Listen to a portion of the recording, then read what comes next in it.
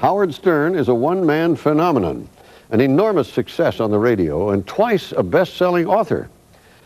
What's so funny about Howard Stern? Well, John Stossel took a daring step to find out. It is 6:13. We remember Rick Nelson this morning. I used to... The appeal court judges took just 5 minutes.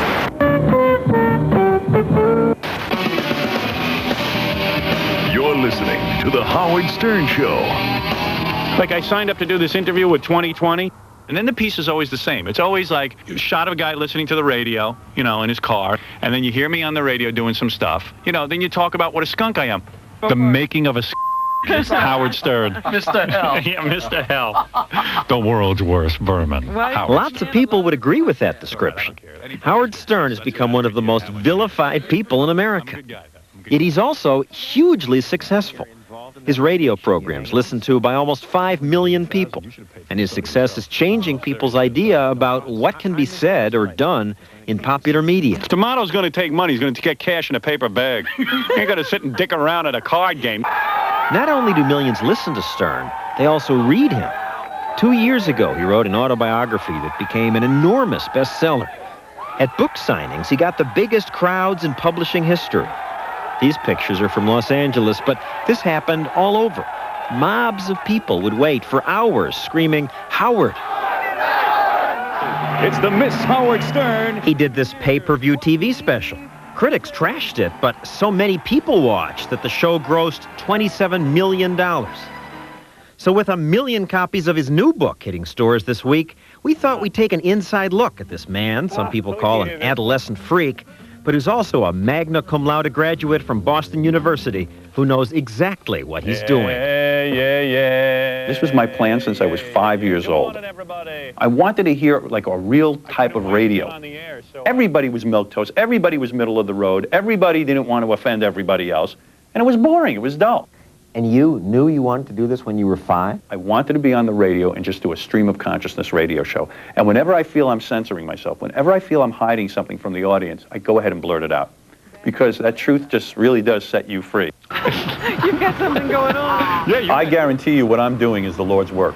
I am absolutely making people laugh at the most miserable part of their life. That's the morning commute. I hope one of the fans vomits on Jane Fonda. Hanoi Jane. Hanoi Jane. That's more important work than so-called important journalists and all that other stuff, because that's what affects people's lives. I wasn't feeling very well this morning. Oh, she had gas. No, it wasn't gas. She had to puke. It It's scary to think that this is what affects people's I lives. just needed to compose Frankly, I myself. wasn't too happy to get this Be assignment. throwing away. When I'd listened to Stern, most of what I heard was him and his cohorts giggling endlessly. No, I did not. No, you were. 5 hours of a bunch of 14-year-olds talking about sex and burping and farting, and millions of people want to hear this? Oh, absolutely. I call it 50,000 watts of fifth-grade fun. Then he jumped up on their cart and went to the bathroom. Cool. Maybe I'm caught in, terminal adolescence. When guys sit around, it's very tribal. This is what makes men laugh. I'm not saying that that's the most intellectual form of comedy. It's probably the basest, most crude form of comedy there is. And yet, there's a joy in talking about it. Scheduling question. Remember I showed you pictures of this girl yesterday, you know what the angle is. She's only available tomorrow. Then there's all the sex. There seems to be an endless parade of young women willing to expose themselves to Stern, and vicariously to his listeners. Look at the body on her, Robin. Oh, my God. That's Some of this ends up on cable TV. A crew from the E! Channel videotapes each radio show and rebroadcast parts late at night. Can I see him? Please. Oh, please. Come on, you show him the movies. Let me see him. See Howard Big. No, I don't care what you do. Let me see. My wife's got to get in. It's bits like this that have led women's groups to attack Stern for being sexist. But his critics can get in line. Hispanic and black groups want Stern censured because he's racist. Other groups say he should be taken off the air because he violates community standards. Don't bust my all right? I'm warning you. After his show, Stern's normally chauffeured right to the suburbs, where he lives almost like a recluse, staying at home with his wife and 3 daughters. We coaxed him into taking a walk in Manhattan. I need Stern for president! Yeah! People were thrilled to see him. Racing, talk about the Spanish, Jewish, Italian. When I pass gas into the microphone. See?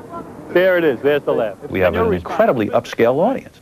People are blown out by who listens to this show. Look, I don't want to talk Advertisers are certainly pleased, but not the government. Talk shows are under attack, this time the TV talk show. Thank God. A few years ago, as Stern's show climbed to #1 in city after city, the FCC began levying fines against his employer, Infinity Broadcasting, for airing what the government calls indecent material. This is when children are watching television, not at 6 to 10 in the morning. Infinity says it wanted to fight the fines, but the FCC was holding up licenses it needed, so Infinity settled. These are the shows the FCC ought to crack down on, not mine. Paying almost $2 million, though admitting no wrongdoing. The FCC, these 5 old coots, these are faceless, nameless bureaucrats, and suddenly they said, ooh, what's a glamorous issue? Let's go after this Howard Stern. Let's really give it to him. So what did I say? I used the word penis, I used the word vagina.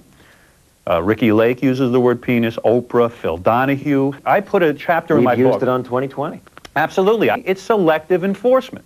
But when we say it, we're trying to give people useful information to help people. Well, that's been the argument. It's okay to say penis and vagina as long as you have a sex expert on the set, or you have a psychiatrist commenting on sexuality. That's not the First Amendment. The First Amendment says if you're making a joke or you're serious, it makes no difference.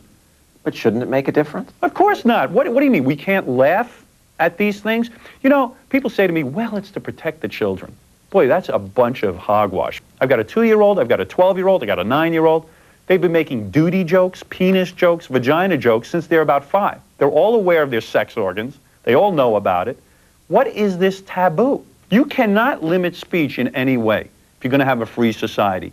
So you let your kids listen to your program? Absolutely not. It's not appropriate for them to listen to right now. But you just said this doesn't hurt the kids. Aren't you a hypocrite not to let your kids listen? No, I'm not saying it doesn't hurt. I don't feel comfortable as a parent, all right? As being Howard Stern, their father, I don't want them hearing about my sex life. There's a lot of stuff I choose not to bring my kids to. I thought that she's helping people with that frigging show. I wouldn't want my kids to listen. I'd like to have sex with her